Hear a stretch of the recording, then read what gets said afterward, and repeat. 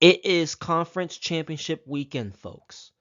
The final four teams of the National Football League. A trip to Las Vegas on the line for these four teams. Keaton Talk Sports here as I break down these two games in detail, pick who I think is going to win, and advance to Super Bowl 58 here. So let's not waste any more time. These are my conference championship picks. Last week went 2-2, which is pretty decent. Season 173 and 107, which is pretty good. So let's just finish off strong here as we have 2 more weeks of the NFL season. Really exciting game here between two phenomenal teams. We have the Kansas City Chiefs at the Baltimore Ravens. Ravens favored by 3.5. Chiefs coming off of a road win at the Buffalo Bills 27-24. I mean, the Chiefs did what they needed to do to win the game there. I mean, Patrick Mahomes, that was his first road playoff game in his career, which is hard to believe. He's been pretty dominant by getting the home field advantage throughout the years he's been in the NFL. But it didn't phase him. I mean, he just went on the road there and they just executed the offense. Against a Bills defense who is pretty depleted on that side with the injuries that they have. But, the Chiefs, they just pretty much went in there and did what they wanted on offense and defense. I mean, that was a really good game from start to finish. Patrick Mahomes and his Chiefs team continues to own the Buffalo Bills, no matter if it's in Kansas City or in Buffalo.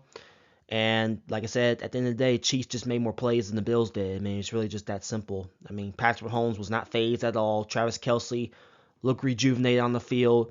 He had a couple touchdowns in that game and stuff like that. So you really have to give the Chiefs credit as they went on the road and got a big-time win in a hostile environment in Buffalo.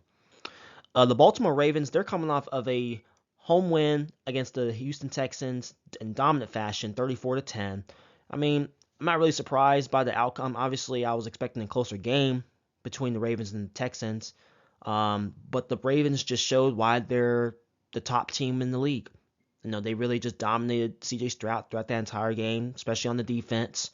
Made things uncomfortable for that Texans offense to get anything going down the field. Lamar Jackson just looked comfortable throughout the game. No surprises there. And the Ravens just pretty much did what they wanted to do. Especially, I mean, the game was close early. It was 10-10 in that first half. But the Ravens just opened up and they just exploded in that second half, just really shutting down what the Texans had wanted to do offensively and defensively, all that stuff. So Ravens continue to show why, like I said, they're one of the top teams in the league. And it continues to show that week in and week out. So no surprises there. Overall in this game, though, this is going to be a really, really good game between two phenomenal quarterbacks. I mean, you have Patrick Mahomes on the road once again, as the defending champions in the Kansas City Chiefs, going into Baltimore. Lamar Jackson, obviously, this is his first conference championship game of his career. Can he step up in big moments? And that's the thing here against Patrick Mahomes. Mahomes is 3-1 against the Ravens. Okay, so my point is, it's going to come down to possessions, in my opinion, because both defenses are really, really good.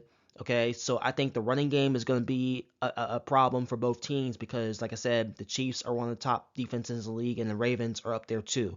So it's going to come down to which quarterback can take care of the football. Obviously, Mahomes and Lamar Jackson have done a pretty solid job so far with taking care of the football. So it's going to come down to possessions, who gets the ball last, and I believe it's going to come down to which quarterback can make more plays for his team. And in that case, I'm going with the Baltimore Ravens, 24-21. Like I said, I think this game's in Baltimore. I just think it's the Ravens' time right now. Like I keep saying, Lamar, ever since he got that contract at the beginning or before the season started, I said he was going to win MVP, and he's pretty much going to do that.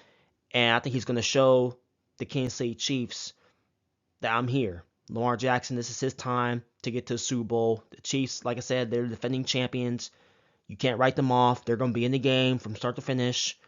But I think this is going to be a lower scoring game. Like I said, both defenses are pretty solid. So like I said, it's going to come down to which offense gets the ball last and who makes more plays. And I just think the Ravens being at home, they know how to play at home, and they're going to feed off that home crowd, which is one of the best home field advantages in all of football. So give me the Baltimore Ravens in a low scoring affair, 24-21 in Baltimore.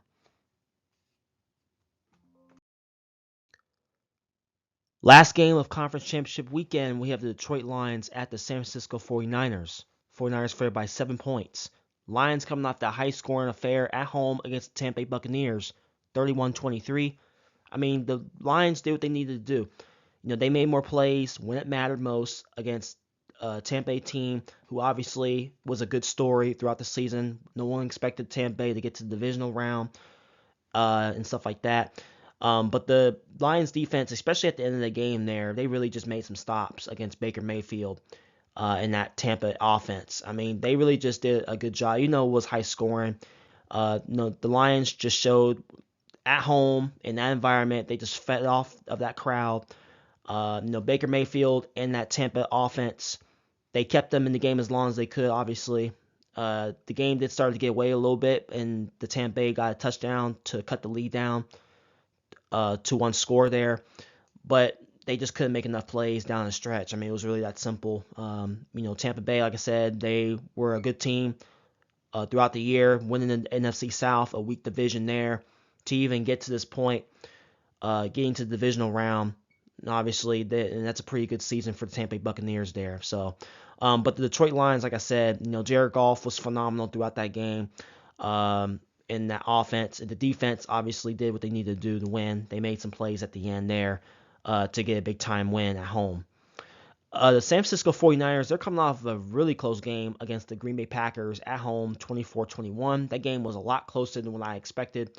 The San Francisco 49ers didn't play their best game. You look at Brock Purdy.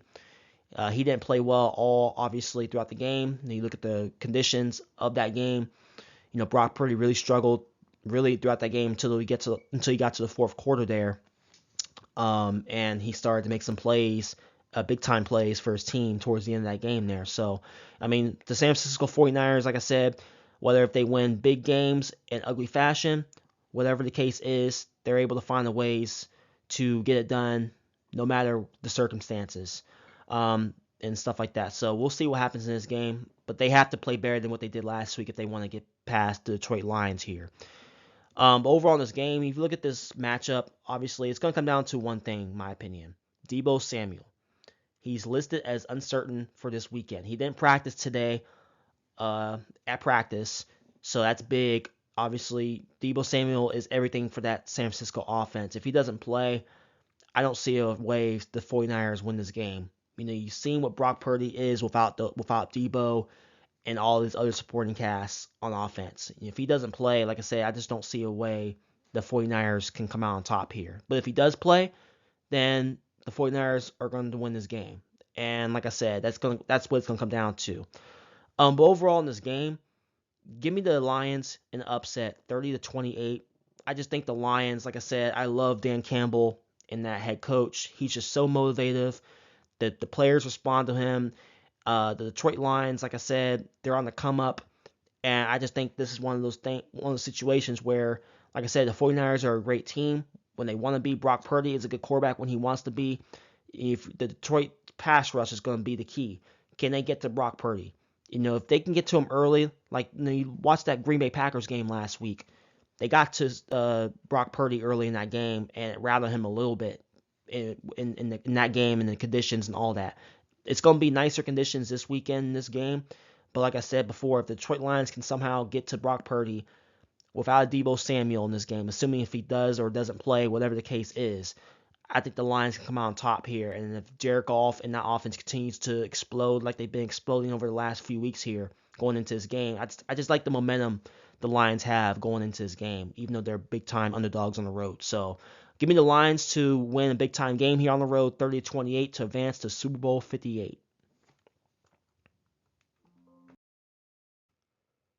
Now I'll do it. Those are my NFL Conference Championship predictions. Comment your picks below. Like, share, subscribe. I want to thank everyone for supporting my channel throughout the NFL season. It's really been a blast to get these predictions out to you guys each and every week. Hope you guys enjoy the games this weekend and may the best teams win. Peace.